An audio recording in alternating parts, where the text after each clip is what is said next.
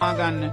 නමුත් මේ ප්‍රේතයාගේ ඇස් දෙකේ ඇවිලෙන ගින්න නිවෙන්නේ නෑ පිංගතුනි.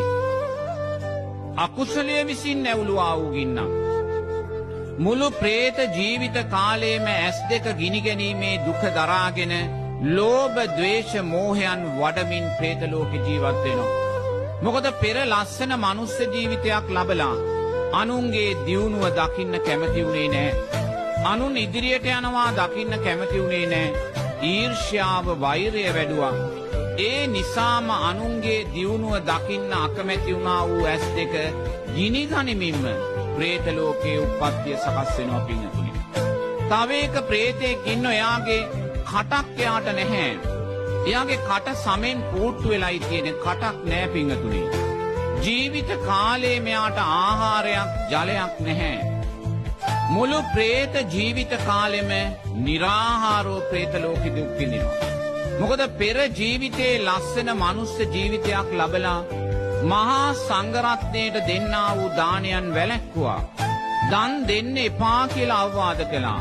Taman දන් දුන්නෙත් නෑ, අනුන්ට දන් දෙන්න දුන්නෙත් නෑ පිංගතුනි.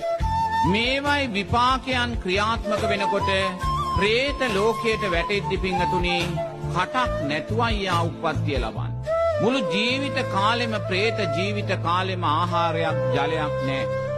ඒ වගේමයි අන්සතු දේ සොරකම් කිරීම නිසා ප්‍රේත ලෝකයට වැටුණ අය ඉන්නවා. ඒ අන්සතු දේ සොරකම් කරලා ප්‍රේත ලෝකයට වැටුණු ප්‍රේතයෝ ආහාර සොයාගෙන යනවා. ඒගොල්ලන්ට ලස්සන බත් පිඟානක් පේනවා. මේ බත් පිඟාන කන්න යනකොටම පිංගතුනි බත් පිඟාන අතුරුදහන් වෙලා යනවා. දිය කඩਿੱත්තක් පේනවා, ජලයේ තියෙන දිය කඩਿੱත්තෙන් වතුර බොන්න යනකොටම දිය කඩਿੱත්ත අතුරුදහන් වෙලා යනවා. පෙනි පෙනි ආහාර තියෙනවා, පෙනි පෙනි ජලය තියෙනවා. නමුත් ඒවා පරිහරණය කරන්න යනකොටම අතුරුදහන් වෙනවා පිංගතුනි. ඇයි පෙර ජීවිතේ මනුස්ස ජීවිතයක් ලබලා අන්සතු දේ සොරකම් කළා. අනුන්ගේ සැපය උදුරාගත්ත අනුන්ගේ සැපය සොරකම් කළා. එහි විපාකයන් හැටියට ප්‍රේත ලෝකයට වැටෙද්දී පෙනි පෙනි බත් පිඟාන අතුරුදහන් වෙලා යනවා පිංගතුනි. පෙනි පෙනි ජල බඳුන අතුරුදහන් වෙලා යනවා. මුළු ප්‍රේත ජීවිත කාලෙම निराहारව දුක් විඳිනවා පිංගතුනි.